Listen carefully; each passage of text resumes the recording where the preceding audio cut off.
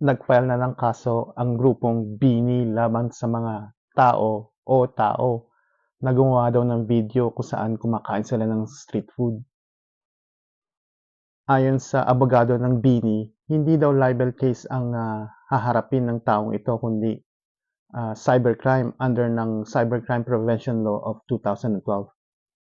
Kasama rin sa isinampang kaso ay unjust vexation.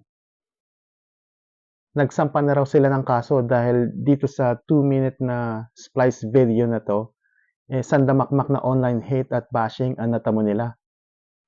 Ayon sa BINI, yung splice video na kasi na ito ay inedit para ipakita lang yung mga negatibong reaksyon nila.